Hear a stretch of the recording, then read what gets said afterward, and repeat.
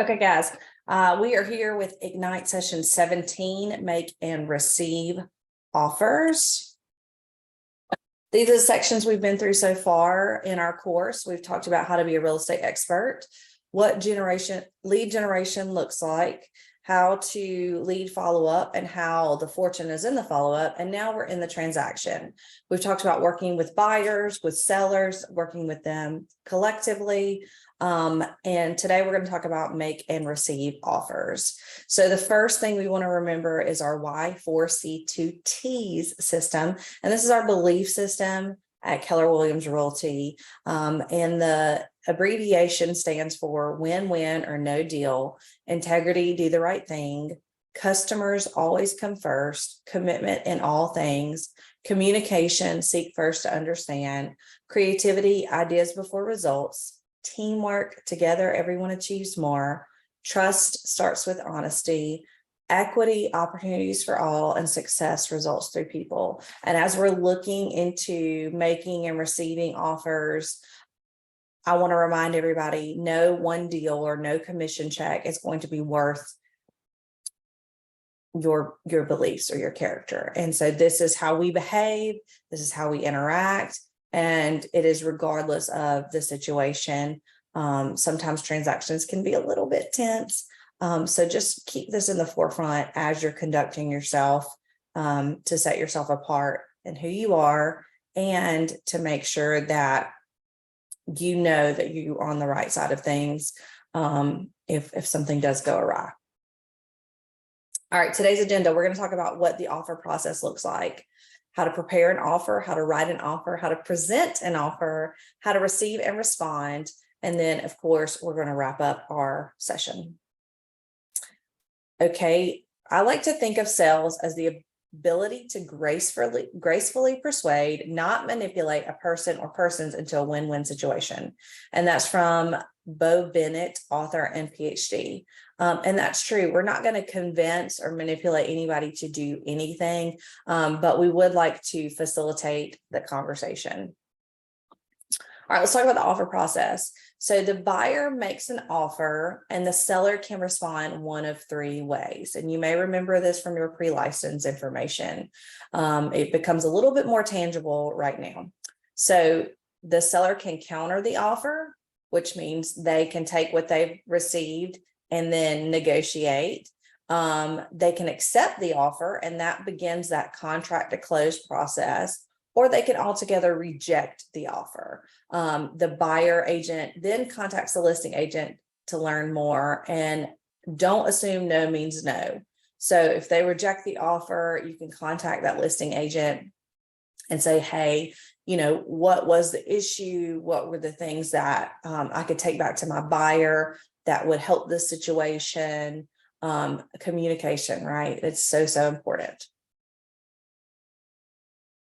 All right, in order to prepare our offer, we want to ensure the property is still available. Do this, you guys, if you're going on showings too. Don't just go show the property. A lot of people are using the little showing time now, and I do like it. It's super convenient. But say, hey, I want to show this property. I've got some buyers looking. Are there any offers? Are you expecting any offers? Kind of what's the deal on the property? So you can still touch base with that listing agent. And that can be more than that little showing time request. And then that builds rapport with your listing agent. Once your buyer shows interest to you, you then can call that listing agent back and inquire about any activity. Again, are you expecting any offers? Do you have any showings that are happening? If some fell through, kind of what was the deal with those? And then you're going to ask questions about what's important to the seller. What does the seller need? And that will help you create a better, stronger offer, because you can know then if they share with you, based on what they share with you, what's important to the seller. You want to ask the listing agent how they want to receive the offer. So I've noticed some agents lately sending it inside of Authentisign to me, the other agent. I would totally prefer that my client and I are inside the signing platform. Okay. But what I've done is I've already sent them a PDF of those documents they're signing. And the reason being is if you just sign it over in AuthentiSign or DocuSign, it's hard to read the documents and be really clear on what you're signing unless you've read it before. So if you send an offer inside of that and you just send signing blocks for that other agent or whatever, which has happened a couple times, it makes it difficult on them. So whatever you do, you want it to be simple. So just kind of a tip. All right. You prepare the offer. You then have your client sign it. You have your buyer client sign it. You then download it as a PDF and you can email it over to that agent. Okay. I like to do a little summary of inside of the body of the email. Hey, this is what they're offering, because you can't guarantee somebody's going to interpret it the way that you want it to be interpreted. So doing a little summary helps sometimes, specifically when there's multiple offers. And then I'd send them a text and say, hey, I just want to let you know, I just sent that offer. Please be sure you let me know if you didn't get it or you have any questions. That way, like, they can't say it's stuck in their email, they never saw it, whatever. You're just kind of making sure you go above and beyond with that communication to make it clear that you submitted an offer. So this says obtain buyer's pre-approval from lender. Guys, this should not be number 7. This should be number 1. Okay, we're going to make sure we have the pre-approval. We have the amount we're offering is on that pre-approval letter. If someone is approved for $500,000 and they're trying to buy a house for $205,000, you don't want to show that seller that that's what they're pre-approved for. So that's why you need to get lender information and be in touch with the lender. And hopefully you have a great lender that's responsive and quick on the draw, that can get that over to you pretty quickly. So that's a conversation you want to have with your buyer on the front end. You want to make sure that you have reviewed MLS and tax records for any pertinent information, and then produce a CMA. Of course, here's the offer. This is why I think this is a good offer. I agree with what you're thinking, and here's the market data why we should win this offer. Now, it doesn't mean you're going to win it, but it means you've done your homework and you showed that to the buyer. And then the seller's disclosure. A lot of brokerages around here don't wish to do that. That is okay. It is your job to request it for your buyer and have that in writing, and say, you know, we would love to have this. If you need me to send you a copy of it, that would be great. Anyone with our company already should be putting that in our listing when there is a listing. But that's something that, you know, would help your buyer make their decision. Now, it's not an inspection, but it is kind of a heads up on age of different systems and maybe age of the roof. It may contain some important information for your buyer. Okay. All right, so you guys should have a lot of ahas from that. That was really good. I wish somebody would have shared that with me when I first started doing offers. All right, so we're writing the offer.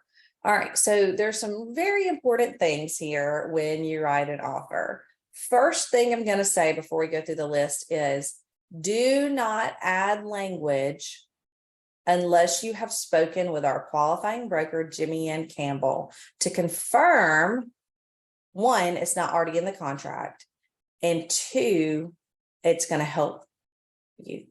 Okay. Because what has happened recently, literally just happened to me on my last deal, is there was some verbiage in there that caused a lot of problems. It was going to cause my seller to come up with $3,000 because of the verbiage. You can check with a closing attorney. But Jimmy Ann really is the one that if something goes wrong, she's the one that has to defend you and your contract writing creativity. So don't get creative. And if someone sends you something with some special terms that's creative you don't understand, make sure you run that by her as well. Okay. Fill in the blank. We are not attorneys. We fill in the blank. Okay. So writing an offer, you want to verify price and terms. Okay. What is the financing? What is the timeline? We've done a CMA. We know that they're pre-approved for that amount. What is the earnest money? Now, I'll tell you, in order to arbitrate earnest money, I think it's ends up being at least $250 just to argue for it. And then that has to come out of the earnest money amount if there ever is a disagreement. if it's a Alabama broker holding that. Okay. So anything under $500 should not really be earnest money that you recommend. Okay. Because it's not worth arguing over. Now it comes out of, as you know, that amount, but you need to know, like, what are the terms that they're willing to work within. Be very, very clear with that. Okay. Again, we talked about that seller's disclosure, anything that conveys with the property, just because it's written in MLS doesn't mean it's going to convey. So you want to make sure, you want to be really clear. If they love that outdoor patio set, that is, with the pool, how kind of they now have like this furniture with these like wading pools and stuff, or that's really attached, but it could be moved, a shed, an outdoor gazebo. Is there something there on that property that your buyers want to make sure is in that contract? Now, the seller may not agree to leave it. And you definitely want to clarify with Jimmy Ann the verbiage on no additional value. And sometimes your underwriter still might pull that, and you may have to adjust that later. But you want to be really clear on what's going to convey with the property. We talked about earnest money. Keller Williams Montgomery does not hold earnest money. We do not. We do no longer have an escrow account. Trust me, it's a good thing. So we have a trust addendum in our paperwork that says, if you are the selling agent, that you have let your buyer know, you've let your seller know that we're not holding earnest money. The other brokerage could hold it. I don't really recommend that. Or a closing attorney title company hold it. Now, here's the thing.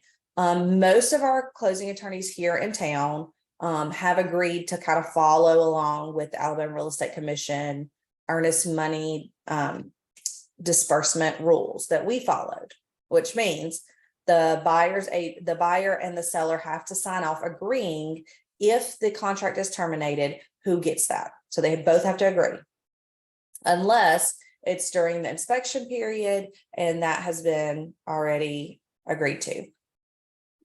And our attorney friends do not follow the same rules that we do, so they don't have to do that. It just makes it a lot simpler on our part at the brokerage to not keep up with all the earnest money. And so that's something we don't do. Yet your buyer, in writing an offer, needs to be prepared to have at least $500 to $1,000 in earnest money. And also, if you're in a multiple offer situation, sometimes that earnest money, if you say, hey, I'm going to do $2,000, $2,500, one, it's coming out of what they have to bring to close. Okay, so they're already going to have that. But two, it may say, hey, this person has more skin in the game. And so it may make your offer more appealing. So it's just something you have to weigh. Earnest money is not required in the state of Alabama. It is a pretty standard practice here. Okay, now you're going to look at your due diligence inspection period. Typically here we'll insert that 15 days for the inspection period. You have to quickly jump in and let your buyer know, hey, we're going to have to order inspection. You're going to have to pay for it at time of inspection. That can range from $400, $500, possibly $600, depending on the square foot of the home. And that invoice will be paid up front. It will not come out of closing. They have to be prepared for that. If they want to go to the inspection, you can talk to the inspector if that's okay with them. Oftentimes they want to do their deal without someone hovering over them, and then they'll allow somebody kind of to come in the last few minutes, and then they'll overview kind of what they saw. And then if there is a time for seller acceptance, did you put 72 hours in there that they have to review and reply back to the offer? If you did, you need to start the clock. Okay, make sure that you understand that. Financing terms, what are they approved for? Is it cash? Is it VA? Is it FHA? Is it conventional? What does that look like? Okay. And if it is VA or FHA specifically, you need to know the different property requirements. So you need to talk to that lender. Like, what are some property requirements? If you've never done those sort of deals before, they are a little bit different. They do have some different things that are required with them, and your lender should be able to help you in saying, hey, these are the things you want to look out for. We talked about this pre-approval letter. We already have that, honey. We already have that before showings. What is your closing date? Let's be clear on what that is. Please don't put it at the end of the month. Do not put it at the end of the month. If at all possible, if there's any way, try to put it in the second or third week in the month. Reason being, if there's any reason to be pushed back, it will be pushed back and still fall within the month. Okay. And then there's all these rules and things that actually could be a benefit for them for that first mortgage payment and things. So talk to your lender. But if they have any leeway, that's the best thing to do. If you've got a buyer that's in an apartment trying to get out and they think it's all going to happen on the 30th and then it gets pushed to the 4th of the next month, it really causes problems. So try to do the middle of the month if possible. All right, home warranty. Part of our errors and omissions requirement is that we have offered them a home warranty. Now, the seller doesn't have to pay for it. You as the agent don't have to pay for it, but you have to show them there's such a thing as a home warranty. You can choose any, you can choose all, whatever your buyer seems to be interested in. You can put them in contact with a rep. You can show them the menus. They do have to sign off saying they want one or they decline a home warranty. Now, you can request it in your offer that you get a home warranty. Typically, if there's something that's going to be a counter offer next, it's probably going to be the home warranty first. It is something that you can request, and it is for compliance purposes. We have to have that. We educated our buyer on that. Repair limits. So this is really, once you get that inspection, kind of what are their things they're going to request, what is the most important to them. Sometimes this is when the home warranty comes in, the seller will say, hey, I'll do X, Y, and Z, and then I'll provide a home warranty. So maybe they don't want to replace the air conditioner, but they've had it repaired and cleaned, and then they're going to do a home warranty. That is more cost effective for the seller, and it helps the buyer have peace of mind. So you'll kind of see that. And then any special clauses, as I've said, in specific terms, don't add verbiage. Speak to Jimmy and Campbell if you're going to add verbiage. And then any addendum, which that trust addendum we spoke about earlier, seeing that we don't hold the earnest money, that it will be held by an attorney or the co-brokerage. All right, you want to talk through the offer. You want to review your contract. Guys, before you talk to your buyer about what they want to offer, look at your contract. Look at your contract. If you have one in your orientation binder, make notes on it, highlight, do whatever you need to do so that when you have that conversation, most of the times this is an over the phone conversation, you know what to ask, because what happens, even to me, on a listing I just had, this is an offer, but I had to call back like 2 or 3 times. It was really embarrassing. Okay. So know what's important, know what you have to put on that offer. Talk to them about it beforehand, review all the pertinent terms, and then call them and say, hey, based on what we talked about, here are the things I need from you. So you're not like missing things, and that way you avoid that bottom bullet point, rookie mistakes. Okay. All right, let's talk about presenting the offer. Double check all documents. This is what I do. Okay. So I have, I use Authentisign. I send an Authentisign to my client. I download it. Every time you download it, create the file name of what it is. So offer 1 signed by buyer. Offer 1 accepted, signed by buyer and seller. Address. And it can be long, I'm telling you, but it's going to save you in the long run. 1, it saves you from not sending the co-op agent the wrong information. Okay. 2, it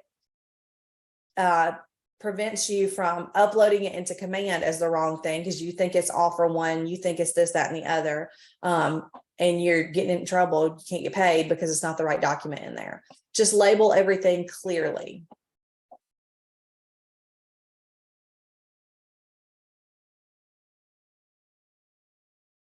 Okay. Label clearly. Follow all compliance instruction, guys. There are recordings. There are document checklists. There are Google Sheet checklists. There's a printout checklist. There is no excuse to not know what your documents are. Okay, guys. Order them logically. Okay.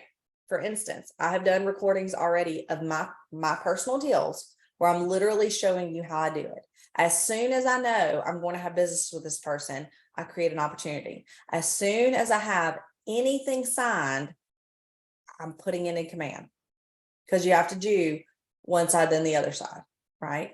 I got that recap. I've got that buyer agency. It's going into command as soon as it's signed. I'm not waiting till later, till we get close to signing. Close to closing, and then putting it in there. Okay.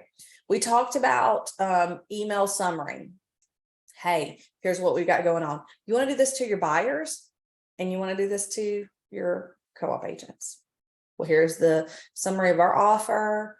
It just provides clarity, and the bold all says clarity is power. I already said upload them to command. You're going to notify that listing agent. We talked about texting them.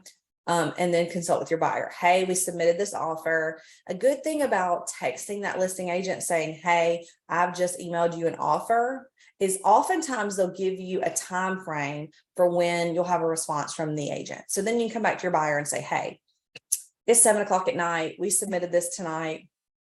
We should hear something in the morning.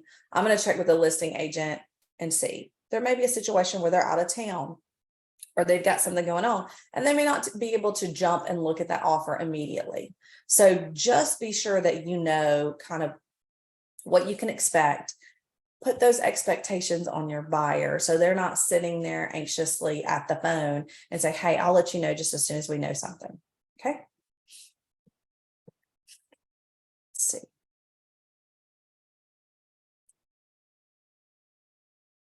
All right, receive and respond. Okay. Win, one, or no deal. We talked about this, right? Okay. You want to make sure the offer is complete. Okay. If it is, you're the listing agent from the buyer, y'all, please make sure everything is signed on the other side. I know it should be obvious that the other person did their job, but please make sure. Okay. You want to confirm receipt of the offer. Hey, please respond back that you've received this. If you are the listing agent, say, hey, received, thank you. We'll get back with you XYZ time. Get it to the seller quickly. Okay. I know I try to have boundaries around what time I work, this, that, and the other. But I've also had sellers that are like very anxious to get an offer.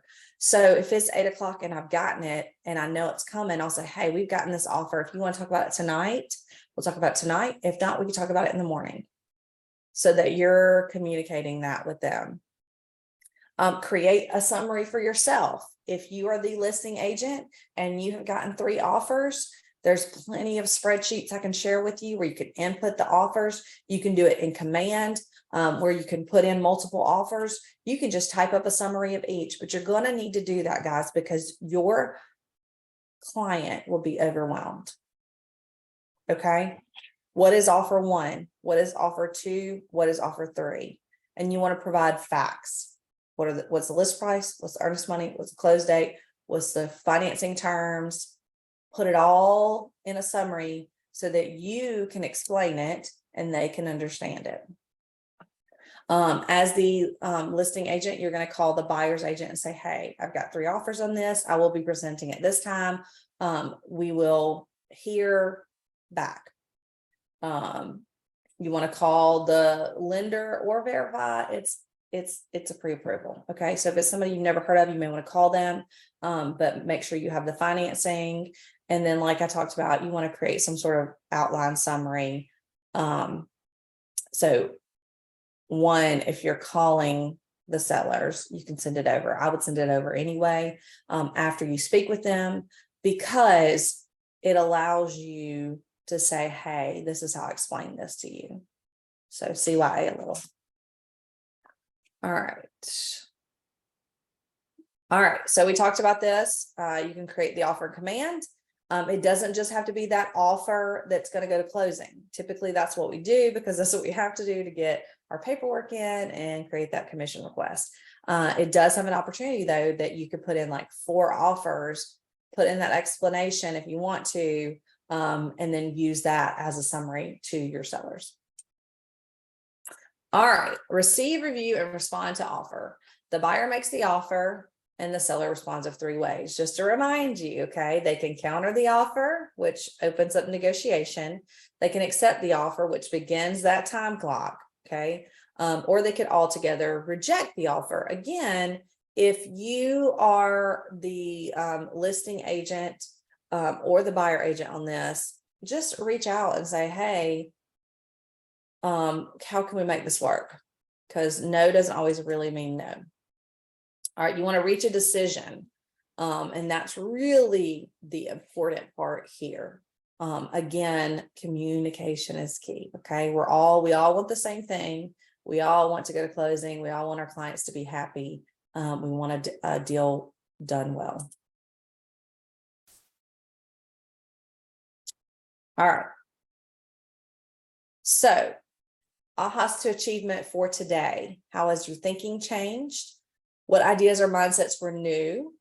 What do you feel differently about? What was meaningful for you today? How will your behaviors be different going forward? What actions will you take? What tools, systems, and models will you use, and how will it make you accountable? Today's session was very, very good. It was very practical during the transaction process and preparing yourself. Don't be one of those agents, guys, that flies by the seat of your pants and that you get all emotional and you jump at, oh, I want to make an offer, I want to receive it. You're scrambling. We are professionals, which means sometimes we have to say, hey, I need to sit down at my computer. I need to do some homework. Let me get some documents ready. I'll call you once I have them ready and we can discuss them. Your doctor doesn't jump and run when you need something from them. And not saying we're medical professionals, but guys, we are professionals. And that means we're not fly by the seat of our pants. So I hope that throughout Ignite, you've seen and learned some best practices on creating a great foundation for a business that has extreme growth, and that you're learning, hey, this is a best practice on working with my clients. And I hope that it's building confidence and empowering you to have a really big business and to run it in a professional manner. So have a great day. We'll talk soon. Bye, everybody.